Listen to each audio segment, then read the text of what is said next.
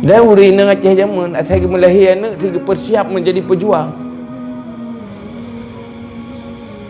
Uri Aceh zaman asalnya anak ganyan yang gak harapkan anak long pejuang. Mengkejut waktu gaya anak kena cai uri Aceh. Do kudu daidang selayang belang putuh talo. Waktu raya bantas sedang dia batu perang luar nanggro. Nyan kenma waktu ni. Mana tu berperang. Tapi nyoronyo kan menan. Payah lain, payah mencai. Gemencai, gemenyesal atas raya. Rumah temannya long hira sata, oh raya gadah anak kubah ma. Patai banyak kira sata semano. Watai karaya gadah ikubah ma. Hai kubah ada ai.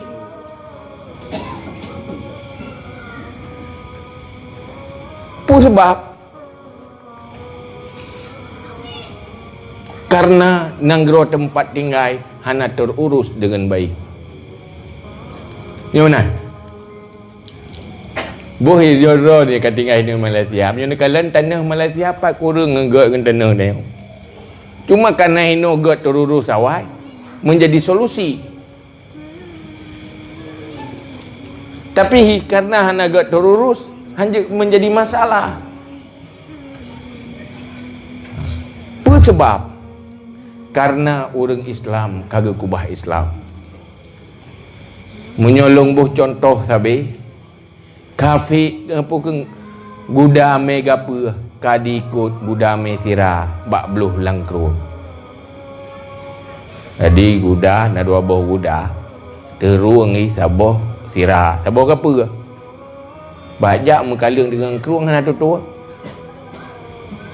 Jadi gudanya kayak dia turn iya luk dah. Rudoi guda metira be bitre ni ju ji.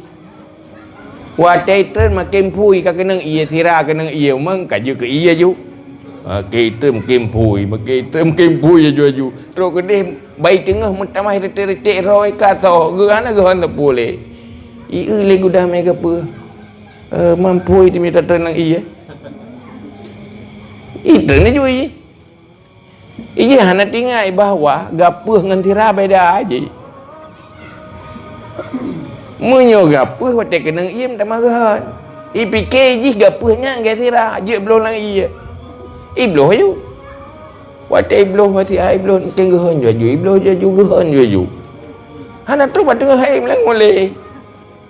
Pakai kamu tak marah. Tinggal je ngom hinan langkrung mati. Menanti orang Islam ada ke kalangan kafe rugi ikut kafe.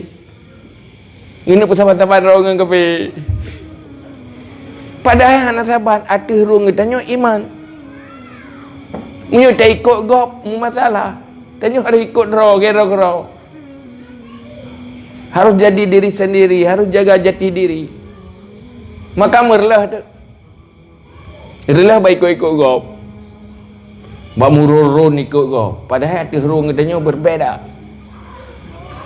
Yang pegat katanya orang iman Allah. Yang pegat kafirnya kafir Allah si. Tanya hantar syukuri kegebi nikmat li Allah agama. Maka hinan je ke masalah. Munyo tak putaban orang kafir yang akan je malapetaka. Arti kubah Islam. Maka dalam halnya pun sebab Islamnya gagal pun gagal ilmu Islam.